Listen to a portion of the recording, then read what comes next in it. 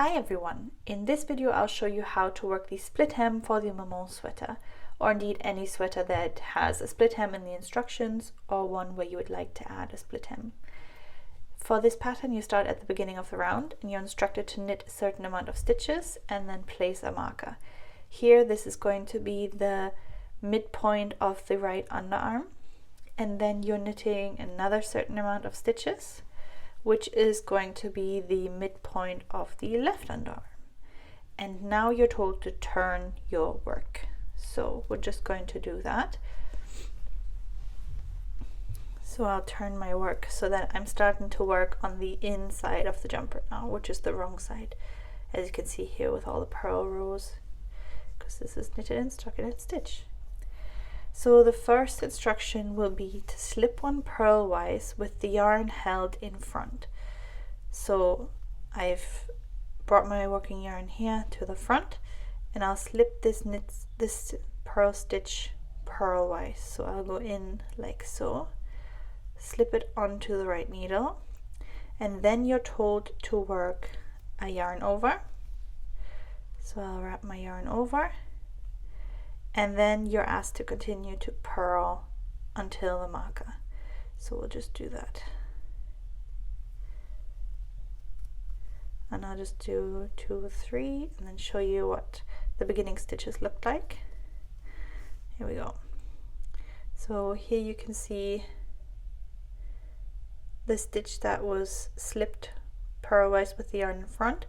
That's our yarn over. You can see how it's leaning a bit to the left. That's classic over yarn over. And now I'll just continue to purl until I meet my marker. What you're doing with the split hem is basically splitting the front and the back of the jumper into 2 sections, and you are working these 2 sections flat from the point onwards where you separated, and that's giving you the split sides basically. The special thing about this way of doing it is the way that the actual split side will then look and lie. It's done in a way so that the side doesn't curl up and you don't need a ribbing or anything to stop it from curling up. I'll show you later in a little test piece that I've done what it will look like in the end. And while we are knitting the front section, the stitches of the back section can just rest on your cable. So if you've used a long cable needle, then your back stitches will be absolutely fine to rest on the back of the needles. If you find it uncomfortable, you could always pop them onto some waste yarn or an extra cable if you have. Okay, so now I have 3 more stitches to purl until my marker. So I'll just purl those last 3. And now I can take the marker off, and now I have to turn my work around again.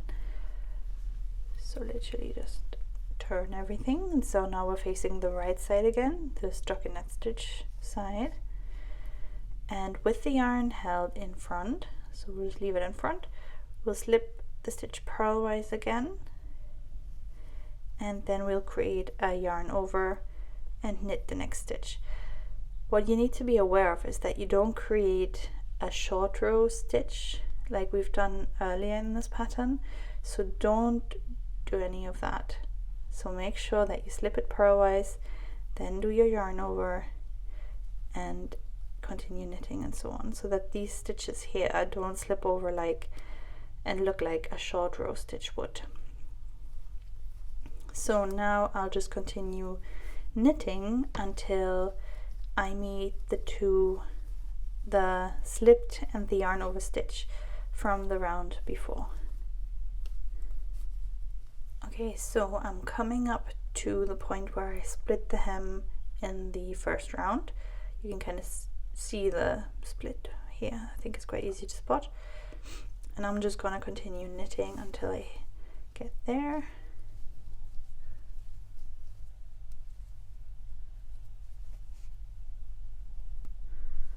Okay, so now you can clearly see this is the yarn over that we've made, and that's the stitch that we slipped. Now the instructions will ask you to knit these two together, just like so, and then turn your work around again.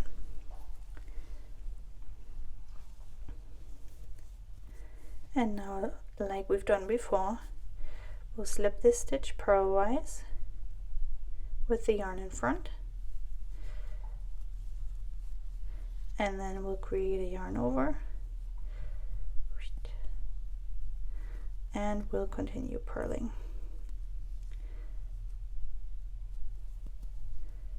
So basically, whenever you hit the point of a yarn over and the slip stitch, you knit these two together, and then on the following round or row you do the slipping purlwise with the yarn in front and then a yarn over. And what that will do is create an edge that should look something like this.